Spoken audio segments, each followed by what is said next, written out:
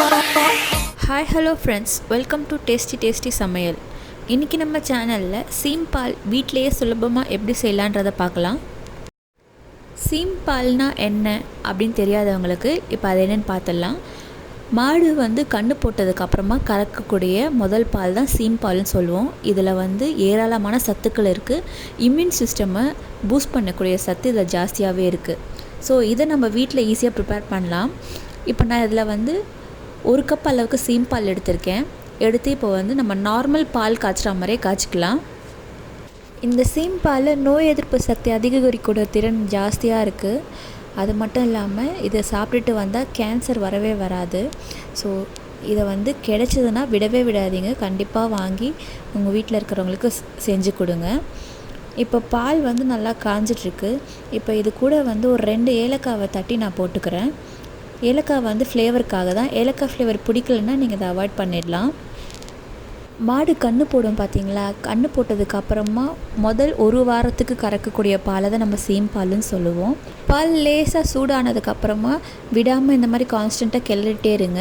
ஏன்னா இது அடி பிடிக்க சான்சஸ் இருக்குது. ஸோ அதனால் விடாமல் கிளறி கொடுத்துட்டே இருக்கணும். சிட்டியில் பல பேருக்கு சீம்பால்னால் என்னன்னே தெரியாது. பட் இதோட அருமை கிராமங்களில் இருக்கவங்களுக்கு தான் தெரியும். அங்கே மாடுகள் நிறைய இருக்கிறதுனால சீம்பால் அவங்களுக்கு கிடச்சிதுன்னா விடவே மாட்டாங்க. கண்டிப்பாக அதை வாங்கி வீட்டில் இருக்கவங்க செஞ்சு தருவாங்க. நார்மல் பால் காய்ச்சுற மாதிரியே இதை காய்ச்சலாம். நடுவில் இந்த மாதிரி கிண்டி கொடுத்துட்டே இருங்க. கொஞ்ச நேரம் ஆக ஆக பால் திரிய ஆரம்பிக்கிற மாதிரி ஆரம்பிக்கும். ஆனால் அது நீங்கள் பயப்பட வேணாம். சீம்பால் எப்போவுமே இந்த மாதிரி திரிய தான் ஆரம்பிக்கும். சீம்பால் இப்படி தான் ஏடு கட்டுற மாதிரி கட்டும். இப்போ நான் இதில் வெல்லம் ஆட் பண்ண போகிறேன். வெல்லம் இடித்து வச்சுருக்கேன். வெல்லத்தை ஆட் பண்ணிடலாம். அவங்கவுங்க டேஸ்ட்டுக்கு தகுந்த மாதிரி ஆட் பண்ணிக்கோங்க. வெல்லத்துக்கு பதிலாக நீங்கள் வெள்ளை சக்கரை, நாட்டு சக்கரை எது வேணாலும் ஆட் பண்ணலாம். பட் ஆனால் நான் வெள்ளை சக்கரையை விட நாட்டு சக்கரையோ வெல்லமும் ஆட் பண்ணி செய்யும் போது சீம்பால் டேஸ்ட் ரொம்பவே நல்லாயிருக்கும். அதுவும் இல்லாமல் உடம்புக்கு ரொம்ப நல்லதும் கூட.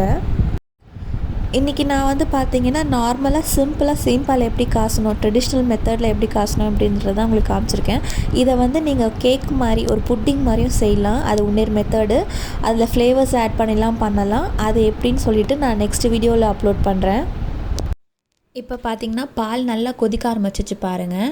ஒரு மாதிரி உருண்டை கட்டியாக ஏடுலாம் ஃபார்ம் ஆகிருக்கும். உங்களுக்கு நல்லா தெரியும். லைட்டாக கட்டியாகவும் கொஞ்சம் தண்ணி விட்ட மாதிரியும் இருக்கும்.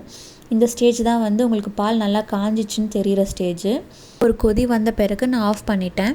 ஆஃப் பண்ணதுக்கப்புறமா இப்படி தான் இருக்கும் உங்களுக்கு சீம்பால் பார்க்குறதுக்கு. இப்போ இதை நீங்கள் சூடாக சர்வ் பண்ணால் சாப்பிட்றதுக்கு நல்லாயிருக்கும். இல்லை நீங்கள் சில்லுன்னு சாப்பிட்ணுன்னு விருப்பப்பட்டிங்களா ஃப்ரிட்ஜில் வச்சு சில்லுன்னு கூட சர்வ் பண்ணலாம். ஸோ ஃப்ரெண்ட்ஸ், சூப்பரான சீம்பால் ரெடி ஆகிடுச்சு. இந்த பேண்டமிக் டைமில் இம்யூனிட்டி பூஸ்டிங் பண்ணுறது நம்மளுக்கு ரொம்பவே அவசியம். ஸோ இந்த சீம்பால் கிடச்சதுன்னா தவறாமல் வாங்கி வீட்டில் இருக்கவங்களுக்கு செஞ்சு கொடுங்க. இந்த வீடியோ உங்களுக்கு பிடிச்சிருந்ததுன்னா லைக் பண்ணுங்கள், ஷேர் பண்ணுங்கள். மறக்காமல் நம்ம சேனலை சப்ஸ்கிரைப் பண்ணிவிடுங்க. வேறு ஒரு வீடியோவில் பார்க்கலாம். Until then, thank you friends.